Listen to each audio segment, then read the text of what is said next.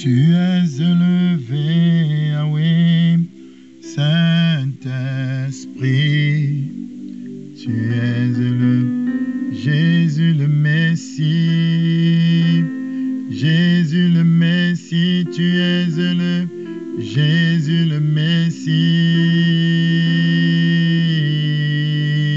Tu es élevé.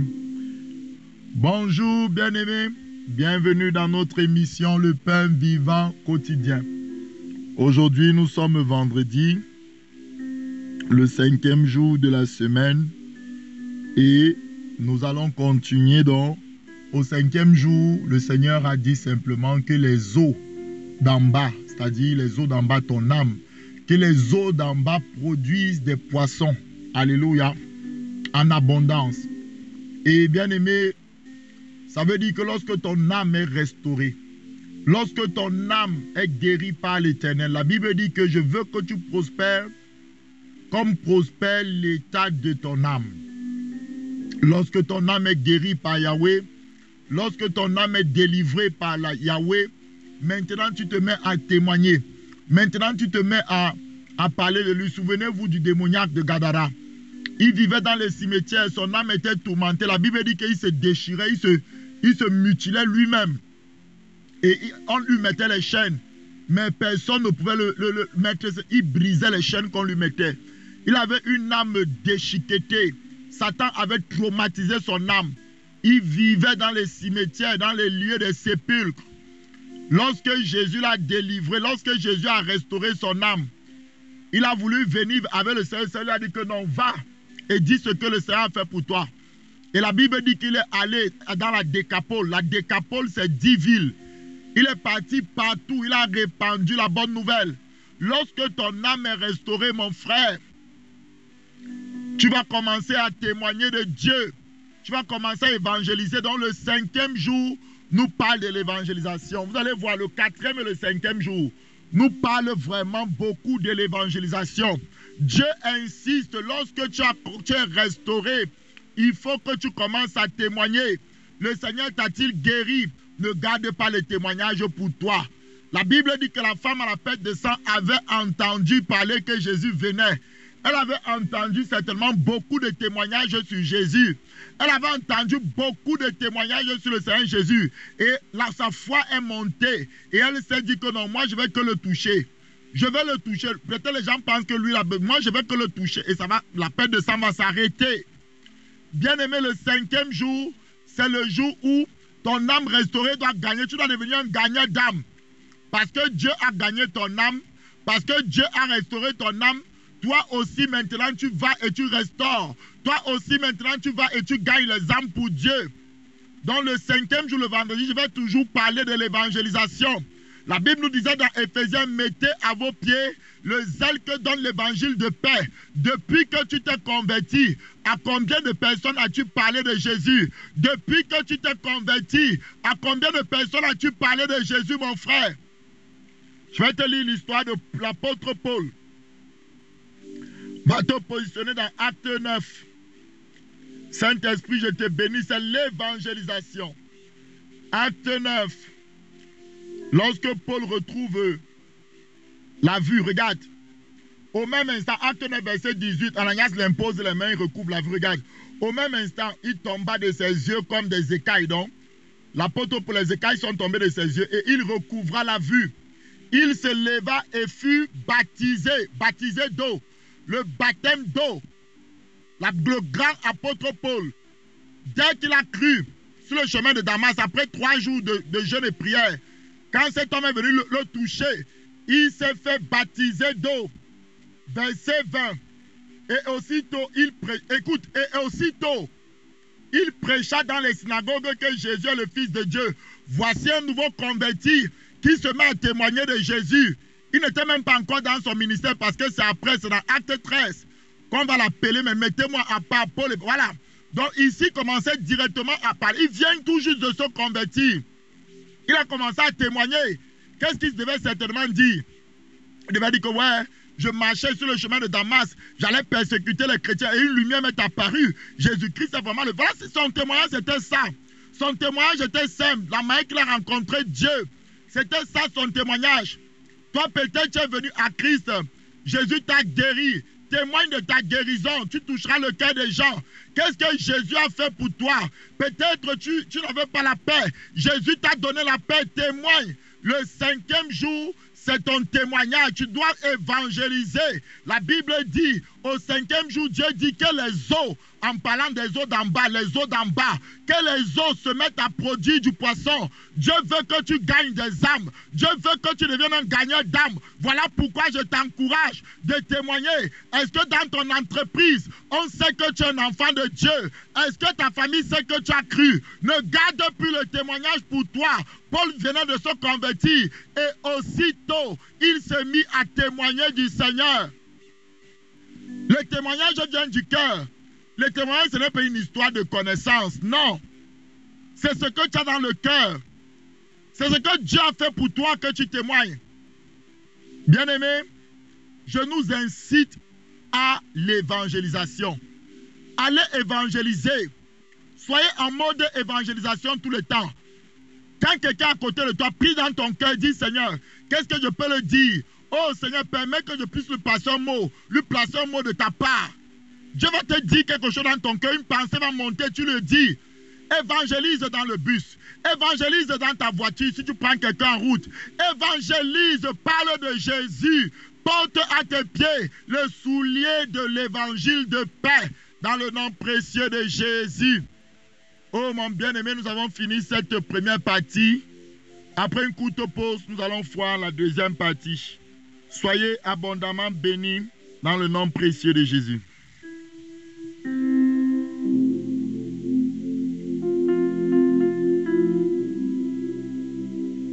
Gloire à Jésus. Nous continuons maintenant dans cette deuxième partie l'enseignement sur le baptême d'eau. Avant de commencer l'enseignement sur le baptême d'eau, j'aimerais dire que nous avons une grande croisade de guérison qui va se faire ici à Québec. C'est la toute première campagne de guérison que le Pain Vivant Quotidien organise sur la ville de Québec. Alors, je te prie, tu es en train de voir l'affiche au moment où je te parle. Je te prie, invite quelqu'un. Je te prie, invite quelqu'un qui est malade, afin qu'il expérimente l'amour et la compassion de Jésus, parce que Jésus guérit parce qu'il aime. Après avoir dit ça, je veux que tu ailles te positionner dans Romains 6, à partir du verset 5. On s'est arrêté la dernière fois. Romains 6, à partir du verset 5. On est en train de voir que nous sommes morts avec Jésus. Tu n'es pas en train de mourir aujourd'hui. Tu es déjà mort. Il faut que tu comprennes ça. Donc, il faut croire en la parole telle qu'elle est écrite. N'ajoute pas quelque chose à la parole de Dieu. La Bible dit, au verset 5 clairement, en effet, si nous sommes devenus une même plante, avec lui par la conformité à sa mort, tu comprends? Nous le serons aussi par la conformité à sa résurrection. Verset 6, sachant que notre vieil homme a été crucifié avec lui, afin que le corps du péché fût détruit, pour que nous ne soyons plus esclaves du péché.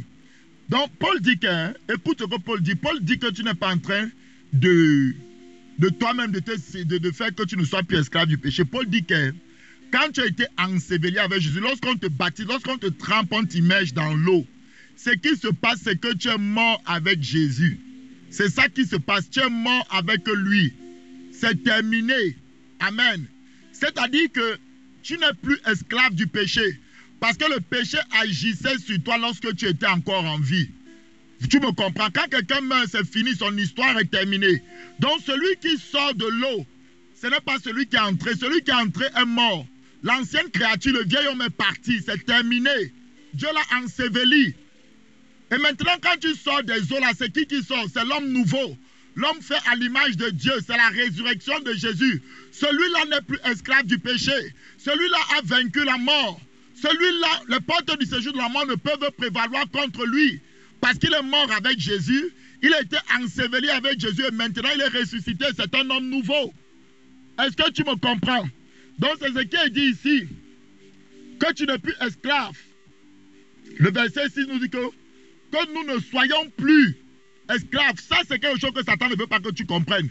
Tu n'es plus esclave de la pornographie. Même si tu te masturbes maintenant, là, écoute-moi bien.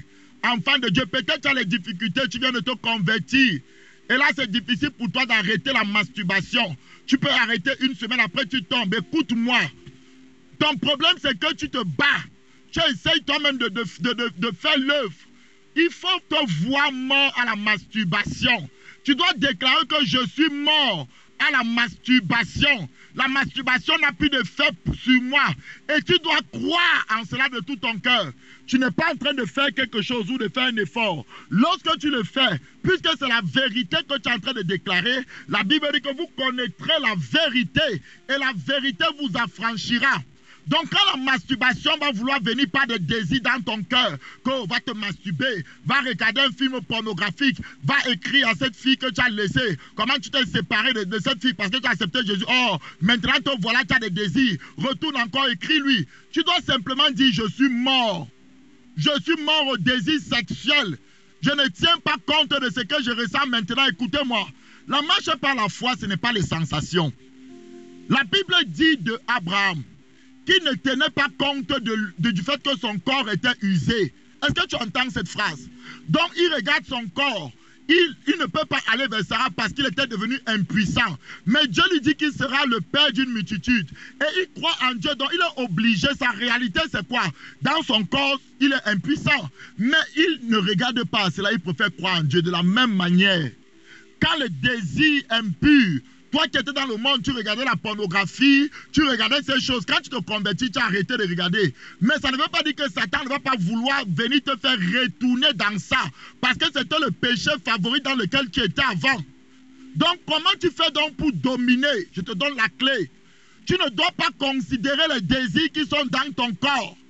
Quand les désirs vont monter, ne commence pas dire que ouais, pasteur, je n'arrive pas à me contrôler. C'est là où tu as joué le jeu de l'ennemi. Si toutes tes pensées, tout ton cœur va, mais ouais, pourquoi j'ai les désirs comme ça? Seigneur, je ne devrais pas avoir les désirs. C'est là où Satan va t'avoir. Tout ce que tu dois faire, tu ne dois pas considérer ces désirs, mais tu dois plutôt regarder au serpent d'airain qui a été cru. Parce que Jésus se compare, quand il dit que de même que Moïse a élevé le serpent d'airain, il faut que lui, le Fils de l'homme, soit élevé. Ça veut dire que ton vieil homme est crucifié. La seule chose que tu dois dire, c'est que je suis mort à ces désirs. Même si tu les ressens dans ton corps. Ce n'est pas parce que tu les ressens que tu as péché.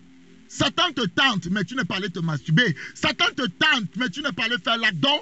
Les désirs vont venir parce que tu faisais ça dans le monde. Les désirs ne vont pas mourir d'un coup. C'est à force justement de marcher par la foi. Quand les désirs viennent, tu ne considères pas les désirs, mais tu considères plutôt que tu es mort à la croix. Tu considères plutôt que tu dis je suis mort. Les désirs ont été crucifiés. Merci Seigneur, je te rends grâce. Satan m'a dit que mais le gars c'est fou. Est-ce qu'il ne ressent pas les sentiments? Est-ce qu'on est en train de bombarder ses sentiments? Pourquoi il fait comme s'il n'est pas dedans? Mais si tu ne fais que prier, oh Dieu, s'il te plaît, enlève ces sentiments-ci. Oh Dieu, comme tu es en train de mettre toute ton énergie sur les sentiments que tu es en train de ressentir, tu es en train de détruire ta foi. Abraham n'a pas considéré que son corps était usé. Ne considère pas les choses que l'ennemi peut mettre en toi, les désirs du passé. Si tu mets tous tes regards dessus, c'est là où tu vas tomber. Mais commence à proclamer la parole sans considérer les désirs qui agitent tes membres. Dis, je suis crucifié. Oh oui, je vois que je suis mort. Je suis mort à cette masturbation. Masturbation, tu n'as pas de pouvoir sur moi. Je ne suis pas esclave de la masturbation. C'est comme ça que tu fais. Si c'est trop fort, appelle même un frère. Dis-lui, mon frère, et le frère va prier avec toi de cette manière. Tu vas vaincre. Je sais de quoi je parle. Tu vas vaincre. Au nom de Jésus. Dieu nous a sortis des péchés les plus durs à laisser, surtout les péchés impurs. Là, c'est les péchés qui sont les plus difficiles. Mais par la grâce de Dieu, aujourd'hui, on est saint, on est sanctifié par rapport à ce domaine. On a vaincu. Satan a lâché prise à force de regarder à la croix, à force de contempler. Quand on se battait nous-mêmes, quand on commençait à dire que ouais, ça fait plusieurs jours, je n'ai pas fait ceci, je suis fort, pape. Après on tombait. Mais le jour où on a compris la révélation, le jour où on a compris que Dieu est puissant et qu'on est mort, quand le péché vient, on ne le considère même plus. Quand il veut exciter nos corps, pardon, calme-toi, il y a quoi? On est mort à la croix, on ne considère même pas. On ne commence pas dire que ouais, pourquoi j'ai eu encore cette pensée? C'est comme ça que si tu mets tes regards dessus,